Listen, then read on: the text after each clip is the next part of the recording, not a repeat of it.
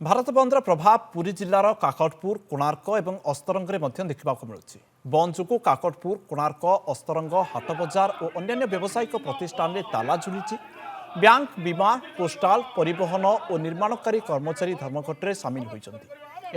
काकटपुर में अंगनवाड़ी कर्मी विभिन्न दाबी नहीं सामिल होता जमापड़ी।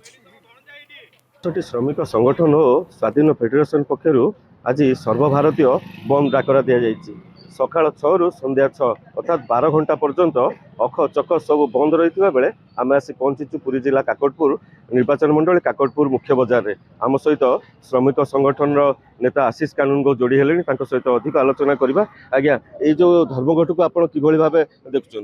प्रथम कथा होची समग्र भारत वर्ष रे केंद्रीय श्रमिक संगठन और संयुक्त किसान मोर्चा ये भारत बंदर डाकरा देइछन्ति।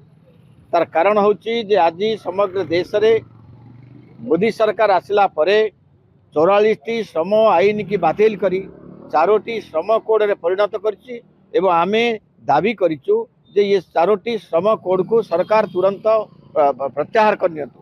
नंबर 2 होची भारत वर्ष रे जो चाषी मानक पाइकी एबे जो बिहन बिल 2025 आनी छंती ताकू मध्य सरकार माने प्रत्याहार करंतु। विद्युत बिल 2025 याको प्रत्याहार करंतु कारण आज घरे घरे विभिन्न कंपनी मानक विद्युत कंपनी दे सारा परे आज घरे घरे जुलुम चली। टाटा कंपनी रो ओडिशा रे जुलुम चली समग्र देश रे विभिन्न कंपनी मानकर मध्य जुलुम चली।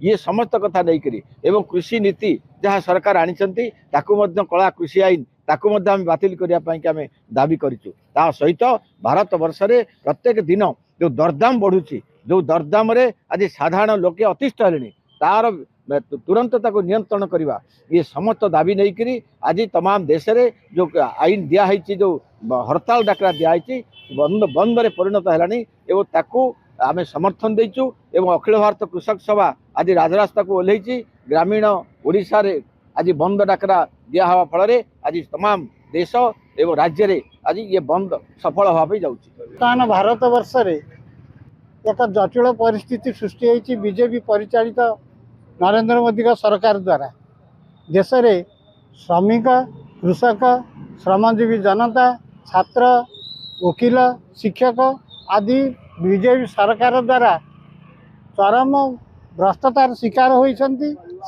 जीवन जीविका उपर चरम आघात आछि। लक्ष लोक पदवी भारत वर्ष खाली पड़ता बेले बर्तमान ठिका निजुक्ति आड़े 1 रु 4 वर्षिया निजुक्ति चली जो कौन चाकरीर शर्तावली ना कि चाकरीर स्थायित्व ना।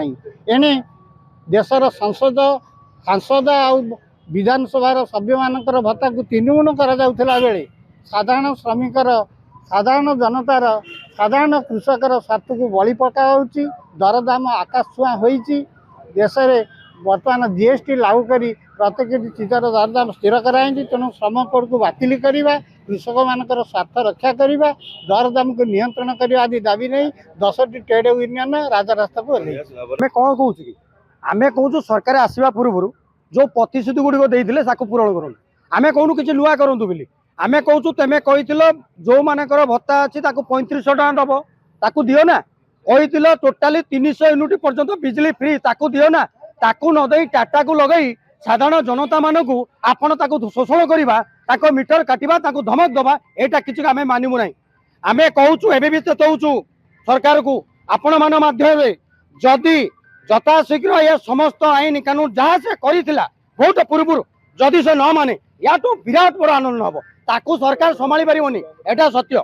शुणी पारे जो धर्मघट चलती सर्वभारतीय धर्मघट को नहीं केंद्र सरकार को ऊपर किभली पाखरे चाप सृष्टि होची ता आगामी दिन में जना पड़िबो। पुरी काकटपुर मानस कुंड नंदी घोष।